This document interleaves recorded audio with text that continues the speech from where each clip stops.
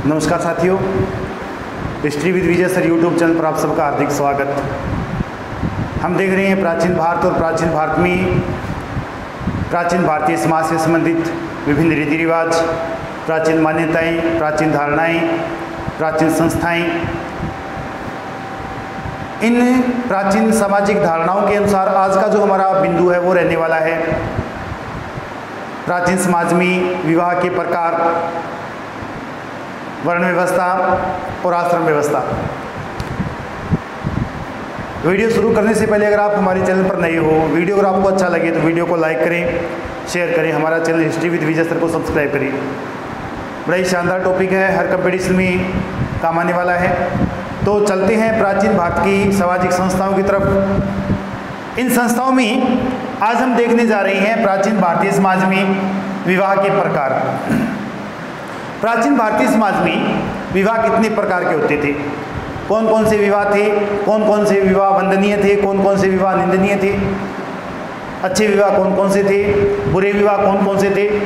तो यहाँ प्राचीन भारतीय समाज में 8 प्रकार के विवाह बताए गए हैं। प्राचीन भारतीय समाज में 8 प्रकार के विवाह बताए गए हैं, 8 प्रकार के विवाह होते थे। कौन कौन से विवाह थे तो विवाहों में हम देख लेते हैं। सबसे पहले बताया गया है ब्रह्म विवाह। ब्रह्म विवाह क्या होता था? ब्रह्म विवाह वह विवाह जिसमें लड़की के माता पिता लड़की की शादी के समय योग्य वर देखते थे। योग्य वर जो वेदवान हो, शीलवान हो, योग्य हो। अब प्राचीन विविध विद्वानों के अनुसार कई जगह ये भी पढ़ने को मिलता है कि जब लड़की के लिए माता पिता वर देखने जाते थे तो वर को साथ में ले आते थे और कई दिन तक घर में काम करवाते थे, खेत में काम करवाते थे। लेकिन यहाँ जो योग्य वर है उसकी योग्यता वास्तव में क्या थी कि वो शीलवान हो, वेदज्ञ हो, गुणवान हो। ये उसकी विशेषता थी कि योग्य वर हो। योग्य वर की शादी अपनी लड़की से कर देते थे और लड़की की शादी वयस्क होने पर की जाती थी। वयस्क होने पर लड़की की शादी की जाती थी।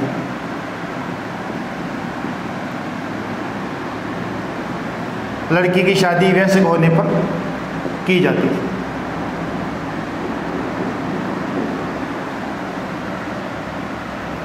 योग्य वर देखकर, योग्य वर वेदज्ञ हो, वेद को जानने वाला हो, शीलवान हो, ये इसकी विशेषता। तो ब्रह्म विवाह के अंतर्गत लड़की के माता पिता योग्य वर देखकर लड़की की शादी कर देते थे। प्राचीन भारतीय समाज में ये प्रचलित था और आज के भारतीय समाज में सबसे ज़्यादा जो विवाह का शानदार प्रकार है, सबसे ज़्यादा 2 विवाह होते हैं वो ब्रह्म विवाह के अंतर्गत माने जाते हैं। वर्तमान समाज में सबसे ज़्यादा जो विवाह होते हैं वो होते हैं ब्रह्म विवाह। इसके अंतर्गत लड़की के माता पिता योग्य वर देखकर लड़की की शादी कर देते थे। दूसरा जो विवाह है वो है देव विवाह। देव विवाह, ये विवाह कैसा था? देव विवाह के अंतर्गत लड़की के माता पिता अपने घर पर एक यज्ञ का आयोजन करते थे।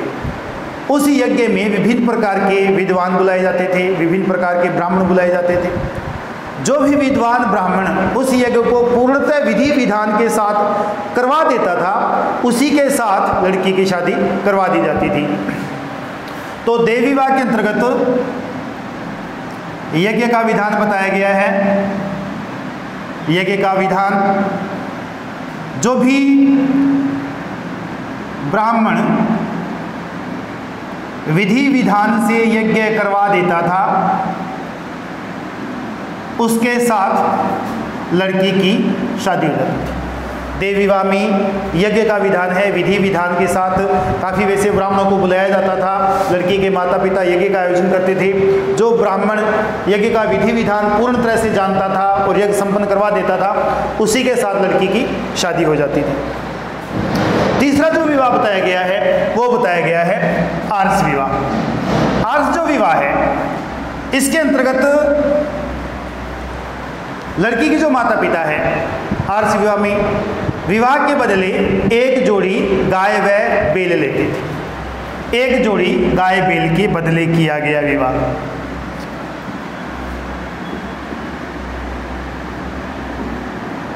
एक जोड़ी गाय व बैल। और ये जो गाय बैल है इसके बारे में कहा गया है कि यांत्रिक क्रियाओं के लिए लड़की का पिता गाय बैल लेता था और इसे धर्म विवाह कहा गया है, धर्म विवाह। और ये जो गाय बैल है ये धर्म के लिए लिए जाते थे। गाय पूजनीय थी और बैल भी पूजनीय था, तो धर्म के निमित्त ये गाय बैल लिए जाते थे, यांत्रिक क्रियाओं के लिए लिए जाते थे। तो एक जोड़ी गाय बैल के बदले आर्ष विवाह किया जाता था। ये विवाह भी सम्मानित माना गया है। एक जोड़ी गाय बैल के बदले लड़की के माता पिता लड़की की शादी कर देते थे। और गाय बैल का मतलब है धर्म के लिए, धर्म के निमित्त गाय बैल लिया जाता था। इसके बाद है प्रजापत्य विवाह। प्रजापत्य विवाह क्या होता है? प्रजापत्य विवाह के अंतर्गत योग्य वर। अब योग्य वर क्या है?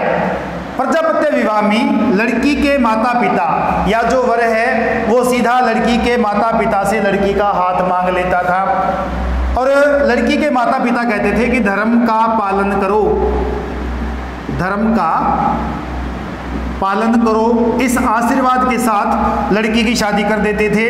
तो योग्य वर्ग के साथ लड़की के माता पिता लड़की की शादी कर देते थे। योग्य वर्ग के साथ ये आशीर्वाद देते थे, धर्म का पालन करो, योग्य वर्ग के साथ लड़की की शादी।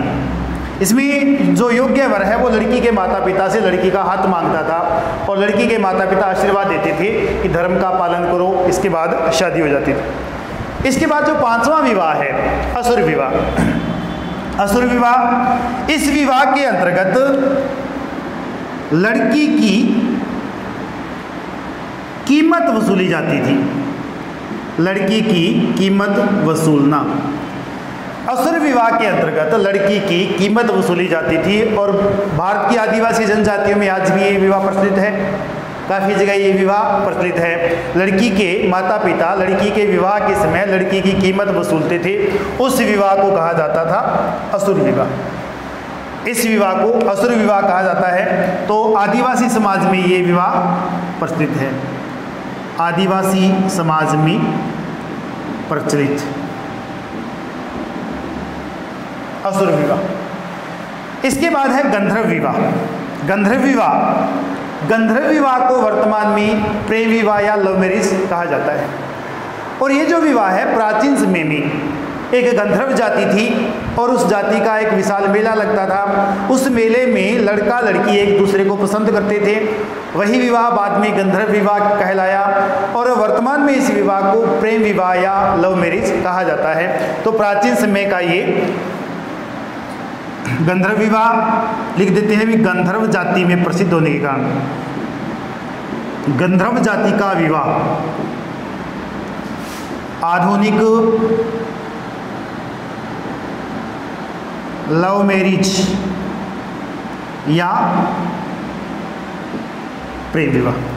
अभी जो गंधर्व विवाह है इसे वात्स्यायन ने पूजित विवाह कहा है। प्रसिद्ध जो लेखक है प्राचीन भारत के वात्स्यायन, इसने गंधर्व विवाह को पूजित विवाह कहा है और महाभारत के अनुसार भी यह वंदनीय विवाह है। महाभारत में इस विवाह की प्रशंसा की गई है और वात्स्यायन ने भी इस विवाह की प्रशंसा की है। महाभारत में इसे सर्वोत्तम विवाह कहा गया है। सर्वोत्तम विवाह अगर कोई है तो वो गंधर्व विवाह है।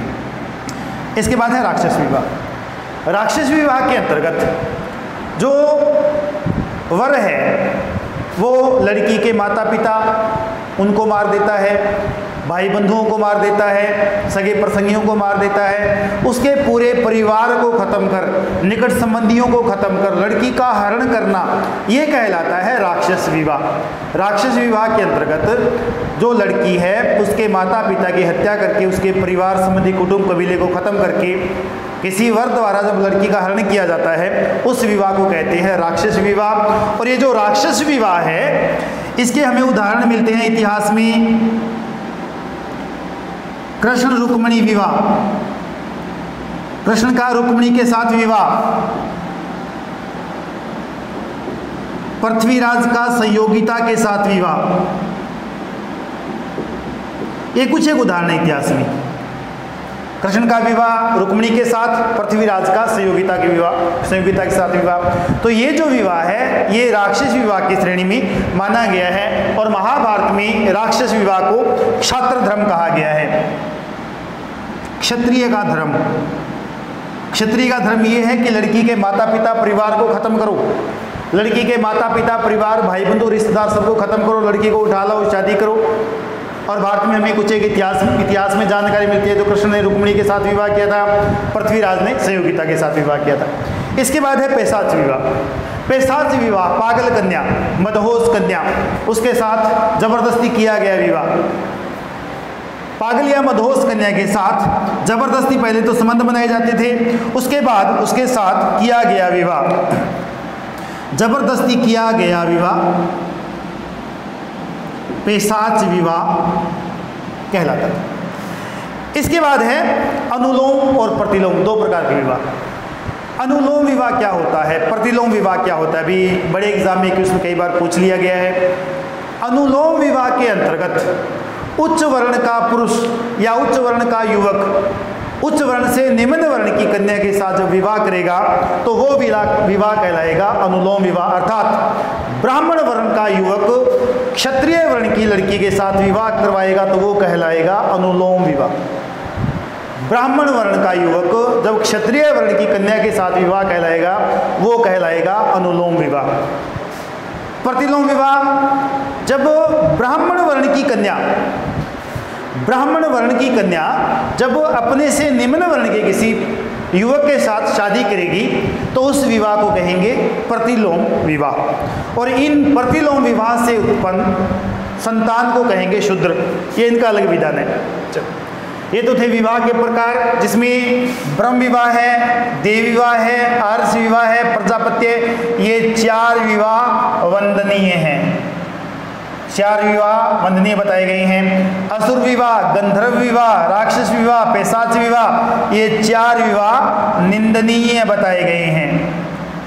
हालांकि निंदनीय में हमारे आदर्श पृथ्वीराज महान योद्धा कृष्ण भगवान ये भी आते हैं। तो इन्होंने अपनी शक्ति के बल पर, हालांकि कारण कुछ और थे, लेकिन फिर भी इस विवाह को महाभारत में क्षात्र धर्म, क्षत्रिय का धर्म बताया गया है, क्षत्रिय धर्म ये बताया गया है। इसके बाद हम देख लेते हैं प्राचीन भारत की आश्रम व्यवस्था। आश्रम व्यवस्था कैसी थी? आश्रम व्यवस्था, आश्रम शब्द का अर्थ है पास रहना, पास होना या किसी चीज के योग्य होना। प्राचीन भारतीय समाज में आश्रम व्यवस्था भी बताई गई है कि आश्रम व्यवस्था, मनुष्य की उम्र 4 भागों में बांटी गई है। मनुष्य की उम्र 100 वर्ष निर्धारित की गई है। मनुष्य की उम्र को निर्धारित किया है 100 वर्ष और इसको 4 भागों में बांटा गया है।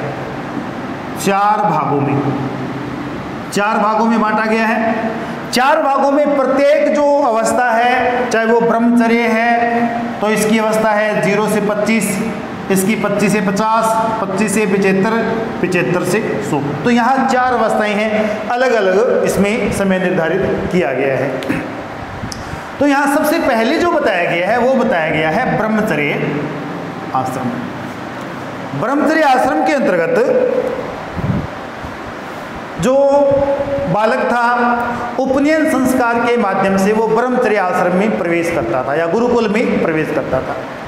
उसका जो मुख्य उद्देश्य होता था वो था धर्म के बारे में जानकारी हासिल करना। ब्रह्मचर्य आश्रम का मुख्य उद्देश्य था धर्म के बारे में जानकारी हासिल करना। इसका जो समय बताया गया है वो बताया गया है उपनयन संस्कार के बाद 3 वर्ण, जैसे ब्राह्मण है तो 8 वर्ष, क्षत्रिय है तो 11 वर्ष और वैश्य है तो 12 वर्ष की उम्र निर्धारित की गई है ब्रह्मचर्य आश्रम की या गुरुकुल की, जहाँ ये उपनयन संस्कार के माध्यम से विद्या अध्ययन करते थे।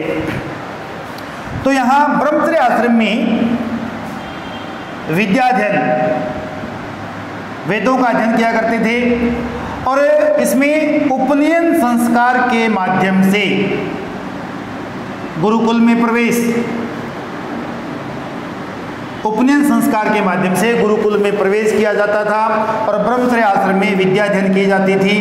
तो इसमें धर्म के बारे में जानकारी दी जाती थी। धर्म के बारे में जानकारी दी जाती थी। तो ब्रह्मचर्य आश्रम, इसकी अवस्था 0 से 25, हालांकि 8 वर्ष की अवस्था में उपनयन संस्कार होता था। ब्राह्मणों का, क्षत्रियों का 11 वर्ष का, वैश्यों का 12 वर्ष का, और शूद्रों को पढ़ने का अधिकार थी। वो शूद्रों और महिलाओं को पढ़ने का अधिकार नहीं था, तो उनका उपनयन संस्कार नहीं होता था।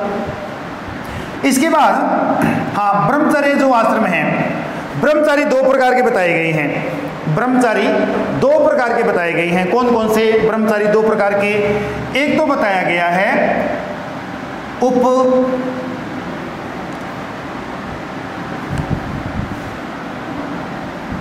उपकुर्वाण, एक ब्रह्मचारी उपकुर्वाण। उपकुर्वाण जो ब्रह्मचारी होता था, वो शिक्षा ग्रहण करने के बाद, जब उसकी अवस्था 25 वर्ष की हो गई, स्नातक होने के बाद, अंतिम स्नान करने के बाद गुरुकुल में स्नातक कहलाता था। शिक्षा पूर्ण करने के बाद वो गृहस्थ में प्रवेश करता था। तो उपकुर्वाण जो ब्रह्मचारी है वो गृहस्थ में प्रवेश करता था, ये कहलाता था उपकुर्वाण ब्रह्मचारी। दूसरा जो ब्रह्मचारी है वो बताया गया है नैष्टिक।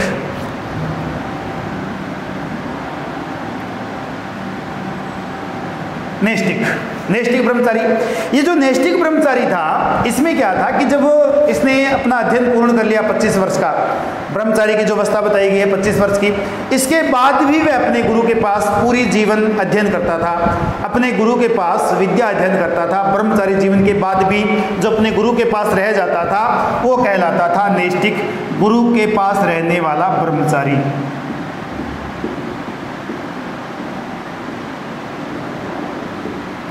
गुरु के पास रहने वाला ब्रह्मचारी। तो यहाँ ब्रह्मचारी 2 प्रकार के हैं। ब्रह्मचारी आश्रम की अवस्था 0 से 25, उपनयन संस्कार के माध्यम से विद्या अध्ययन का अधिकार मिलता था। ब्रह्मचारी 2 प्रकार के उपकुर्वाण हैं, गृहस्थ होते थे, नैष्टिक, गुरु के पास रहने वाले। इसके बाद है गृहस्थ आश्रम। शिक्षा व्यवस्था पूरी हो गई 25 वर्ष के बाद, गृहस्थ आश्रम में युवक ने प्रवेश किया। गृहस्थ आश्रम में आते ही विवाह का विधान था, विवाह हो गया। जब विवाह होता था तो सबसे पहले विवाह के बाद 3 ऋण, विवाह के बाद 3 ऋण, इनसे मुक्त होना जरूरी होता था। 3 ऋण होते थे, इनसे मुक्त होना जरूरी होता था। कौन कौन से थे ऋणों में? एक तो है देव ऋण, दूसरा है ऋषि ऋण,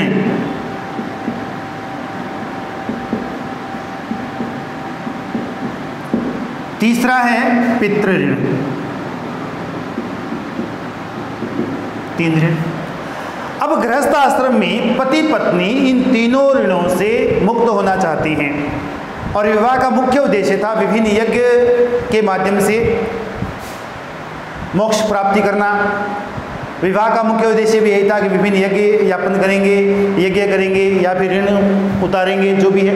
तो यहाँ 3 ऋण बताए गए हैं। पहला है देव ऋण, देवताओं को आहुति दी जाती थी, देवताओं को खुश करने के लिए आहुति दी जाती थी, यज्ञ किया जाता था, देवताओं को आहुति देने के लिए यज्ञ किया जाता था, और ये गृहस्थ आश्रम का यज्ञ था, देव ऋण।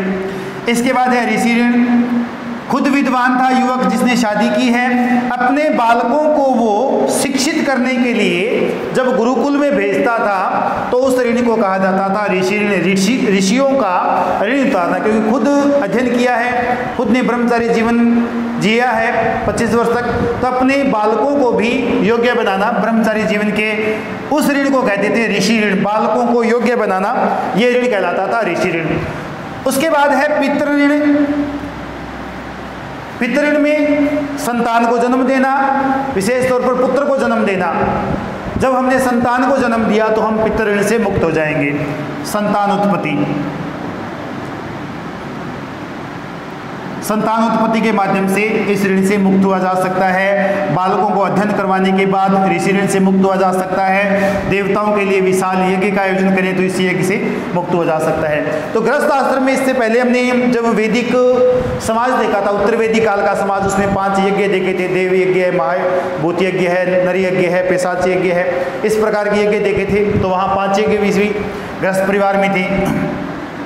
तीसरा जो है वो है वानप्रस्थ आश्रम। गृहस्थ आश्रम में देव ऋण है, ऋषि ऋण है, पितृ ऋण है, 5 महायज्ञ भी थे।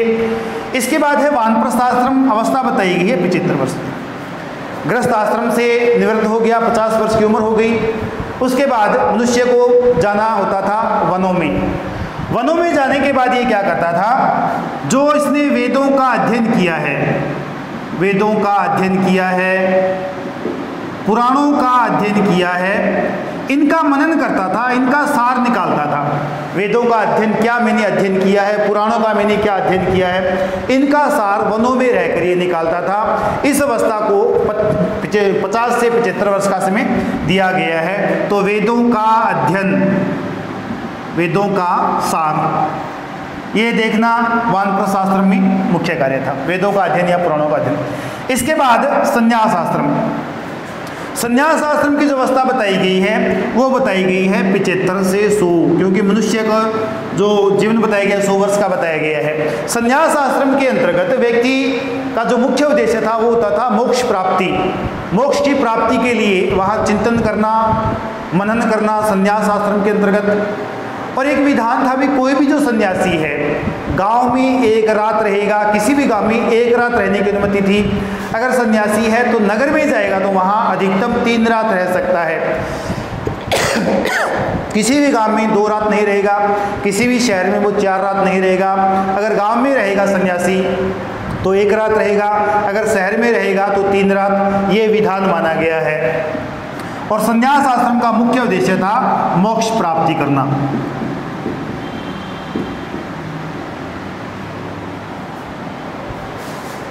मोक्ष प्राप्ति करना इसका मुख्य उद्देश्य था। इसके बाद है वर्ण व्यवस्था। वर्ण व्यवस्था के अंतर्गत ऋग्वेद में जो हमें जानकारी मिलती है, ऋग्वेद में कि विराट पुरुष के शरीर से 4 वर्णों की उत्पत्ति हुई, वर्ण व्यवस्था ऋग्वेद के मंडल में मिलती है हमें। तो वर्ण व्यवस्था के अंतर्गत प्राचीन समाज में 4 वर्णों का निर्माण किया गया, 4 वर्णों का निर्माण किया गया। ऋग्वेद में 4 वर्ण मिलते हैं। ऋग्वेद में एक तो ऋग्वेद है, पुराण है और गीता है। तीनों का अलग अलग विधान है। ऋग्वेद में विराट पुरुष या ब्रह्मा, पुराण में विष्णु, गीता में श्री कृष्ण। इन्होंने 4 वर्णों की उत्पत्ति अलग अलग तरीकों से बताई है। तो ऋग्वेद के अनुसार ब्रह्मा को बलि दी गई, ब्रह्मा को खुश करने के लिए बलि दी गई। तो ब्रह्मा के मुख से जो वर्ण उत्पन्न हुआ वो हुआ था ब्राह्मण। ब्रह्मा के हाथों से जो उत्पन्न हुआ वो हुआ था क्षत्रिय। ब्रह्मा की जंघाओं से उत्पन्न हुआ वो हुआ था वैश्य। और ब्रह्मा के पैरों से जो उत्पन्न हुए वो हुए थे शूद्र। 4 वर्ण बताए गए हैं ऋग्वेद में ब्रह्मा या विराट पुरुष से। वही पुराण ये कह रहा है कि विष्णु से ये वर्ण व्यवस्था उत्पन्न हुई है। जो 4 जातियां या 4 जो वर्ण बने हैं इनकी उत्पत्ति विष्णु से हुई है। और यहाँ गीता में श्री कृष्ण भगवान ये कह रहे हैं कि वर्णों की जो उत्पत्ति है वो गुणों के आधार पर हुई है। गुण कौन से हैं? सतोगुण, रजोगुण और तमोगुण। सतोगुण, रजोगुण और तमोगुण, गुणों के आधार पर इन वर्णों की उत्पत्ति हुई है। तो यहाँ ऋग्वेद में ब्रह्मा को बताया गया है, पुराण में विष्णु को बताया गया है, गीता में कृष्ण बता रही हैं कि मनुष्य के जो वर्ण हैं उनकी उत्पत्ति गुणों के आधार पर सतोगुण है, रजोगुण है, तमोगुण, इन गुणों के आधार पर इन वर्णों की उत्पत्ति हुई है। जो भी हो, हमारे पास 4 वर्ण हैं। सबसे पहले है ब्राह्मण। ब्राह्मण जो है इसे सबसे पवित्र वर्ण माना गया है। ब्राह्मणों को सबसे पवित्र वर्ण माना गया है। इनका जो मुख्य कार्य बताया गया है वो बताया गया है यज्ञ करना, दान देना, दान लेना, अध्यापन करना और अध्यापन करवाना। यज्ञ करना, दान लेना, दान देना, अध्यापन करना, अध्यापन करवाना। तो यहाँ ब्राह्मण जो सबसे पूजनीय है, सबसे जो उच्च वर्ण बताया गया है वो बताया गया है ब्राह्मण का। तो यहाँ ब्राह्मण के लिए कुछ एक विधान है। अगर ब्राह्मण ने किसी व्यक्ति की हत्या कर दी तो उसको मृत्युदंड नहीं होगा, ब्राह्मण को मृत्युदंड नहीं दिया जाएगा। अगर ब्राह्मण ने किसी की हत्या कर दी तो ब्राह्मण को मृत्युदंड नहीं दिया जाएगा। अब इसमें विधान क्या है? अगर ब्राह्मण ने हत्या कर दी तो उसके सिर पर या उसके माथे पर सिर रहित जो धड़ है उसका अंकन कर दिया जाएगा। माथे पर सिर रहित धड़ का अंकन कर दिया जाएगा अगर ब्राह्मण ने किसी की हत्या कर दी। अगर ब्राह्मण ने चोरी कर ली, अगर ब्राह्मण ने चोरी कर ली है तो उसका विधान क्या था? उसके माथे पर कुत्ते का निशान लगा दिया जाता था, कुत्ते का निशान बना दिया जाता था। अगर ब्राह्मण ने गुरु पत्नी के साथ दुराचार किया है, गलत कार्य किया है, अगर ब्राह्मण ने गुरु पत्नी के साथ गलत कार्य किया है तो उसके माथे पर योनि का चित्र बना दिया जाता था, ये विधान था। लेकिन ब्राह्मण को मृत्युदंड नहीं दिया जाता था। ये अलग अलग विधान है। तो यहाँ यज्ञ करना इनका मुख्य कार्य है, दान देना है, दान लेना है, अध्यापन करना है, करवाना है, इनका मुख्य कार्य है। इनको मृत्युदंड नहीं दिया जा सकता क्योंकि साक्षात ब्रह्मा के मुख से ये उत्पन्न हुए थे। दूसरा है क्षत्रिय। क्षत्रिय का जो मुख्य कार्य है वो बताया गया है रक्षा करना, राज्य की रक्षा करना। क्षत्रिय का मुख्य कार्य बताया गया है राज्य की रक्षा करना। अब मनु ने तो ये भी कहा है कि जैसे ब्राह्मण है, क्षत्रिय है, पूजनीय है, ब्राह्मण और सबसे शक्तिशाली क्षत्रिय है, तो क्षत्रियों का मुख्य कार्य है रक्षा करना। रक्षा करना, रक्षा करने के कारण इनको भी शक्तिशाली माना गया है। राज्य की रक्षा करना इनका मुख्य कार्य होता था। इसके बाद है वैश्य। वैश्य तीसरा वर्ण। इसकी उत्पत्ति ब्रह्मा जी के जंघाओं से, ब्रह्मा जी के जंघाओं से उत्पत्ति हुई थी वैश्यों की। वैश्यों का मुख्य कार्य क्या है? वार्ता। वैश्यों का मुख्य कार्य है वार्ता। वार्ता में है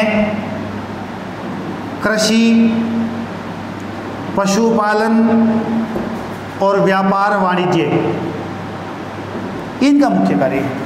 वैश्यों में वार्ता इनका मुख्य कार्य है, कृषि है, पशुपालन है, वाणिज्य है, व्यापार करना अगर किसी का मुख्य कार्य था तो वो था वैश्य।